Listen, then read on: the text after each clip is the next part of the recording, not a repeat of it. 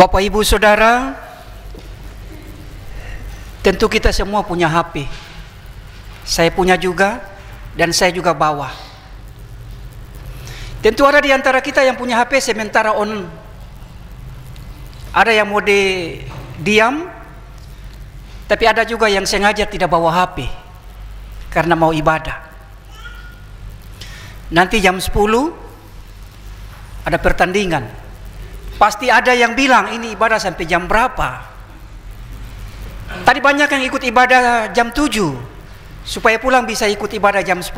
Khusus bapak-bapak, selama ibadah saya harap HP tidak on. Kalau HP baru, bapak dan ibu, itu bagus. Loadingnya cepat, semua bagus. Karena nyama juga HP baru. Tapi kalau dia sudah agak lama, 1-2 tahun, memori sudah mulai penuh. Banyak virus, banyak sampah-sampah digital, yang pada akhirnya pada waktu tertentu HP tersebut sering error. Saya punya sudah 3 tahun, sering error juga. Maka solusinya adalah reset. Saya punya sudah 2 kali reset. Kembali pada pengaturan awal, kembali pada pengaturan pabrik. Kepribadian kita seperti itu. Sekali lagi Bapak Ibu, kepribadian kita ibarat HP. Kalau baru dilahirkan baik kita, bersih kita, suci kita, benar kita. Tapi kalau sudah beranjak usia dewasa, 20-an, 30-an ke atas, memori sudah mulai penuh, daya ingat sudah mulai lupa. Banyak virus sudah masuk, banyak sampah-sampah masuk di dalam hati, di otak, dan sering terjadi error, human error, melakukan kesalahan, sama seperti HP. Maka solusinya adalah reset, kembali pada pengaturan awal. Dalam bahasa Alkitab, lahir baru. Dalam bahasa Alkitab, bertobat, berubah. Itu reset dalam Alkitab. Bapak Ibu Saudara, tema minggu ini adalah keluarga Kristen yang tangguh di era digital. Karena ini era digital, temanya demikian, maka saya mulai dengan HP. Salah satu perangkat digital yang paling dekat dengan kita adalah handphone. Sudah mau ibadah tapi masih pegang handphone. Sudah berdoa ini tapi masih buka handphone lagi. Ada 2 sahabat ini buka handphone lagi. Karena paling dekat dengan kita. Baik tua mau jauh-jauh terserahlah. Yang penting HP ada. Mama mau pergi, pergilah sudah mama. Yang penting kasih tinggal HP per saya. Teman terdekat sekarang adalah handphone, sepanggal kecil ini. Itu fakta kehidupan di era digitalisasi. Supaya kepribadian kita tidak error pada waktu-waktu tertentu, maka perkuat ibadah. Satu kata saja, perkuat ibadah. Maka nyambung dengan nats kita tadi, Rasul Paulus dalam suratnya kepada jemaat di Roma, ia ingatkan jemaat Kristen di sana, ibadah. Jangan lupa ibadah. Dan dia menyampaikan hakikat yang sesungguhnya dari ibadah yang sejati adalah mempersembahkan tubuh. Itulah ibadah yang sejati. Apa itu ibadah? Tadi dalam Roma pasal 12 ayat 1, ayat 2 digambarkan sedikit pengertian tentang ibadah. Ibadah menurut versi GPI Papua,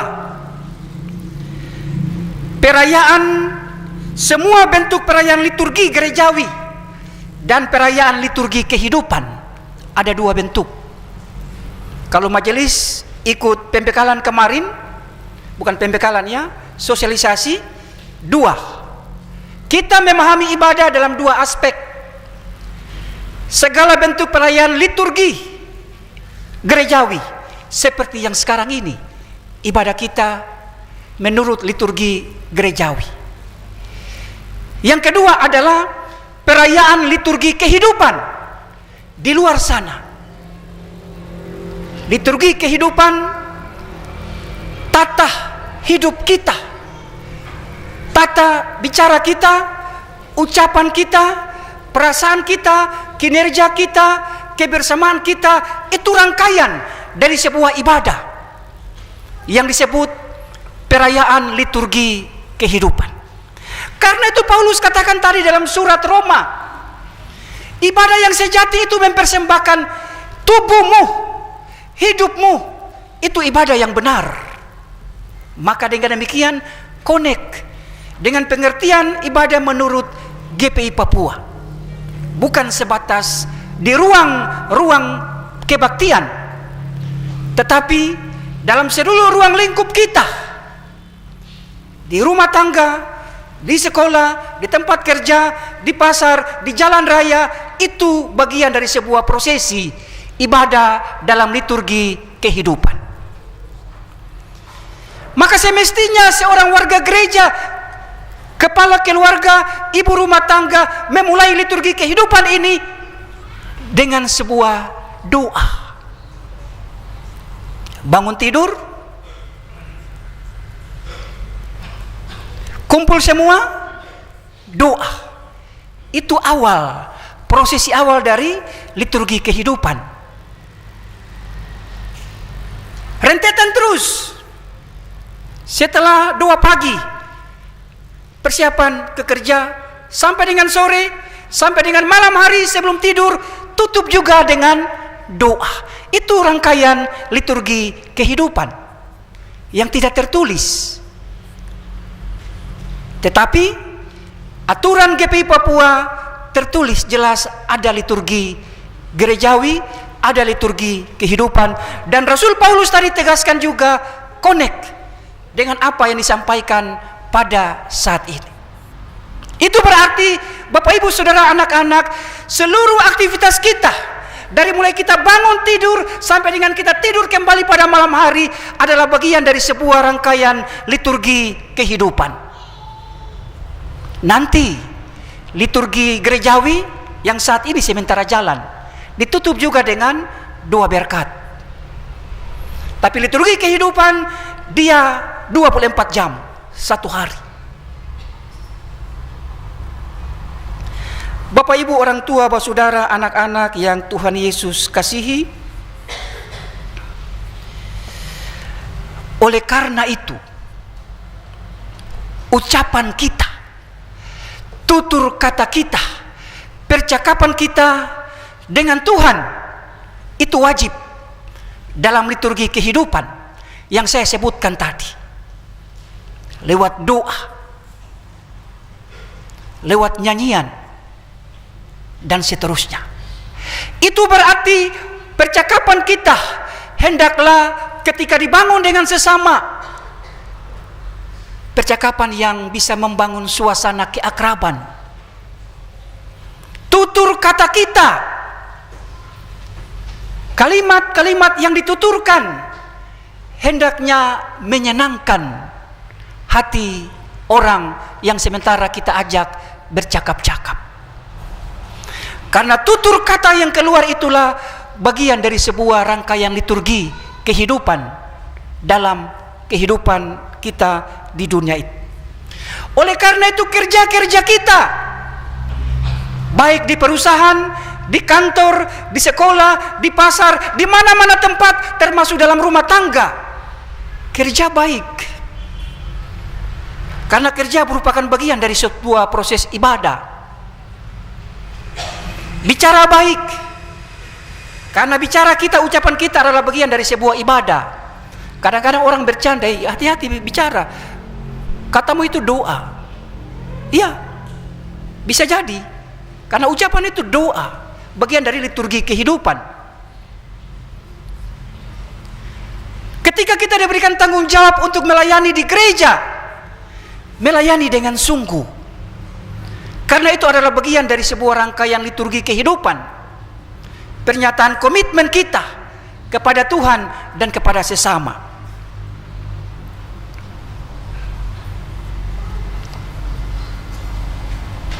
Bapak Ibu, saudara yang terkasih, maka dalam ruang kebaktian seperti ini, mari kita mengikuti ibadah ini, ibadah sektor, ibadah wadah, dimanapun ibadah-ibadah yang kita hadiri, yang kita ikuti, ikutilah dengan sungguh-sungguh.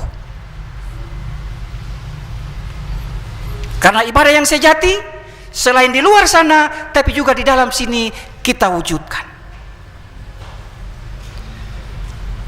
Kembali ke tema. Kadang-kadang ibadah, ya betul, ketum baca Alkitab bisa pakai HP.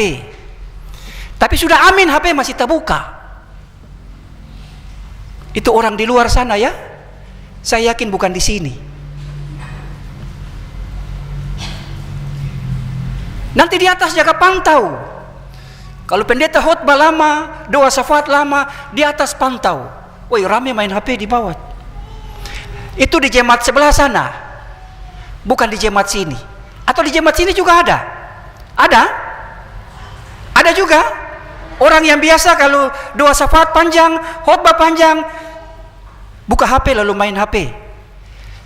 Dengar notifikasi ada WA bunyi, buka dulu. Balas dulu, kembali lagi dengar lagi seperti biasa. Ada di sini? Oh, beta kira di sebelah sana saja ada. Tapi ternyata di sini juga ada ya. Ya. Kita mengoreksi diri.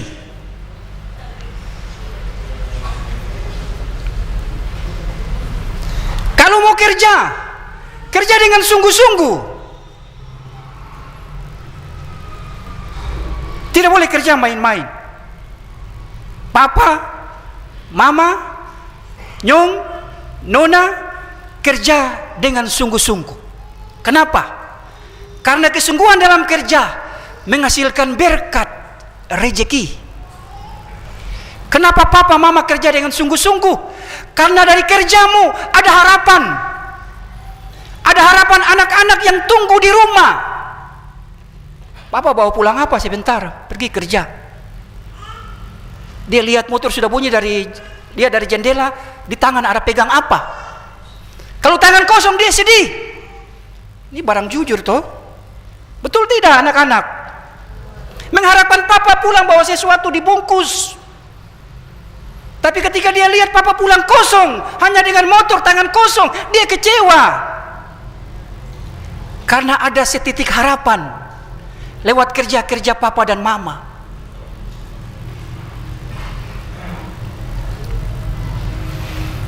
Kemarin kecil bilang lewat Gramedia, Bapak, orang sudah mulai banyak di Gramedia.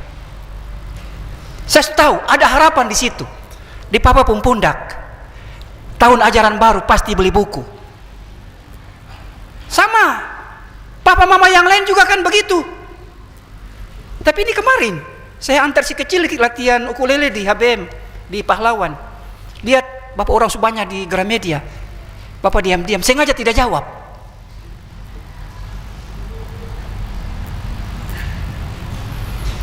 Ini bagian dari kenyataan. Begitu juga kita yang bekerja di gereja dalam tanggung jawab apapun, sebagai majelis pekerja klasis, majelis jemaat, panitia ini, panitia itu, pengurus wadah, kita melayani dengan sungguh.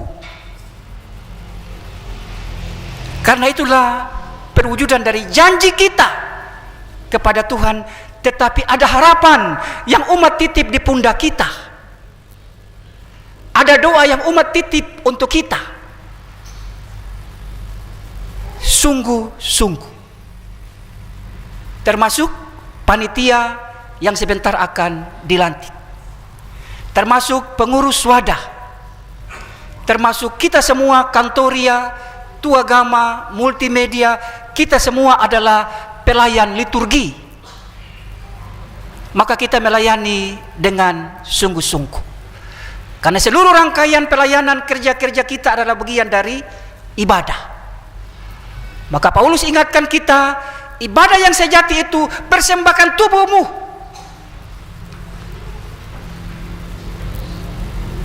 Full time, totalitas, hidup full. Untuk keluarga full, untuk gereja full. Kerja dengan sungguh, pelayanan dengan sungguh. Karena itu bagian dari cara kita memuliakan Allah. Bapak Ibu Saudara, kita sementara hidup dalam dunia digitalisasi. Sudah maju. Dulu ketemu pakai layar ya. Pakai layar itu, nanti putar setel di atas ini lagi. Saya pernah dulu waktu KMJ, saya naik setel di atas ini. Taruh kaki di sebelah baru pegang baik-baik saya setel layar. Sekarang sudah ganti. Ini namanya bagian dari sebuah era digitalisasi. Nanti satu saat lagi mungkin langsung tempel di dinding, terpakai TV lagi. Satu saat mungkin akan tempel. Ya memang ada itu langsung pantau. Sebuah proses transformasi perubahan nilai di bidang teknologi, termasuk dalam gereja. Dari BRI sudah sosialisasi kepada kami, Pak Pendeta, umat itu taruh persembahan, orang datang bawa uang, nanti copet lagi, pakai HP saja tuh, tinggal transfer saja, ada barcode tempel. Itu bagian dari sistem digitalisasi dalam gereja. Tapi di Jakarta orang masuk gereja tidak bawa uang, hanya bawa HP. Masuk di gereja dia sudah transfer. Di gereja di Timika, di Merauke sudah ada. Itu bagian dari era digitalisasi dalam gereja. Dan gereja tidak boleh alergi dengan cara-cara seperti ini. Kemarin saya lihat sama-sama panitia Basar, panitia Rakersis Karmel. Ada yang bayar cash, ada datang, Bapak, Ibu, saya TF ya. Oh iya, memang sekarang eranya begitu. Tidak bawa uang, tinggal transfer, masuk. Manfaatkanlah semua perangkat digitalisasi yang ada pada kita untuk kebaikan.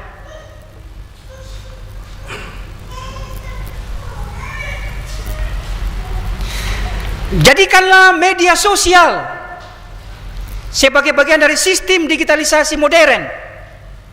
Facebook, WA, Instagram sebagai media pemberitaan firman. Karena itu ada anggota jemaat yang suka kirim nats-nats Alkitab ke saya. Jawab amin dari Sorong, dari Timika, dari Jayapura, dari Ambon. Ya biar anggota jemaat biasa, WA pendeta, ya bagus juga. Tetapi sesungguhnya memaknai liturgi kehidupan itu. Kadang-kadang status Facebook, status WH rohani, firman tak tempel, tapi mulut tukang bamaki.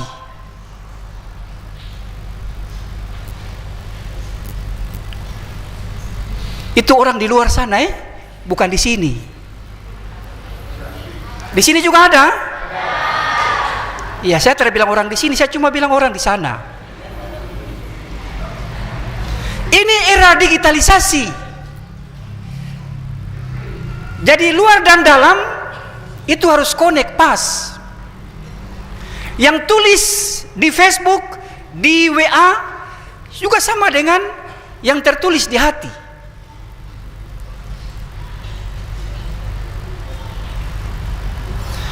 Orang di luar sana, sekali lagi saya bilang orang di luar sana, Kalau ada masalah sedikit, curhat di Facebook. Muak denganmu. Facebook ya. Lalu iblis dengan segala bentuk, yang bikin diri kayak pendeta, yang bikin diri kayak dokter, mulai masuk. Ada komen langsung di dinding, ada yang masuk pelan-pelan lewat inbox. Kenapa lah ya Ade? Dia masuk memberikan penguatan. Tapi terkadang juga ada modus-modus tertentu. Saya juga kadang-kadang masuk. Kalau ada umat yang komen begitu, Ibu apa kabar? Saya kadang-kadang masuk. Itu cara kita pendekatan. Jadi Bapak Ibu majelis, kalau ada anggota jemaat yang pasang status begitu, inbox. Ibu apa kabar? Ibu, Bapak sengaja saja karena tidak ada kerja, jadi oh iya terpapa aman. Itu di luar sana. Ada juga orang yang sakit sedikit, berdoa di Facebook. Tuhan tolong dan pulihkanlah hambamu ini. Lalu muncullah iblis mengatasnamakan dokter-dokter palsu, kasih rujukan, masuk di inbox, ibu pergi ke dokter berobat, ibu minum obat ini, modus semua itu. Ini fakta. Tidak lagi berdoa di meja sembahyang, tapi berdoa di Facebook. Maksudnya supaya orang tahu. Iya kan? Coba kita lihat status-status Facebook. Berdoa di Facebook. Anak sakit juga, saya ngajak foto anak, lalu Tuhan jamah dan pulihkan anakku. Itu berdoa. Curhat jangan di Facebook. Curhat kepada Tuhan di meja sembahyang. Kalau mau menangis di sana. Jangan pasang emoji menangis di Facebook. Kaget lah, katanya sakit, padahal semuncul lagi di jalan ada makan durian. Iya, itu era digital. Yang sekarang ini gereja sementara memasuki era ini. Maka mari kita dengan bijaksana memanfaatkan media ini, era ini dengan baik, dengan bijak untuk memuliakan Tuhan. Tidak salah. Siapa yang bilang salah? Kalau berdoa di Facebook, curhat di Facebook, siapa yang bilang salah? Saya tidak bilang salah. Saya cuma bilang alangkah baiknya berdoa di meja sembahyang kita, menangislah kepada Tuhan dalam rumah, dalam kamar, angkat semua kepada Tuhan. Hari ini Bapak Ibu Saudara, kita akan menyaksikan beberapa anggota SIDI yang telah menyatakan kesediaan menjadi panitia sidang klasis dan mupel keempat klasis GP Papua Sorong Raya tahun 2027. Firman ini mengingatkan kita semua, khusus ibu dan bapak yang sebentar akan dilantik. Pengakuan kita, ucapan kita, ya, adalah bagian dari ibadah. Kerja-kerja kita nanti, apapun bentuknya, adalah bagian dari ibadah. Kita akan memulai sebuah rangkaian liturgi kehidupan, liturgi pelayanan, untuk masa beberapa bulan ke depan.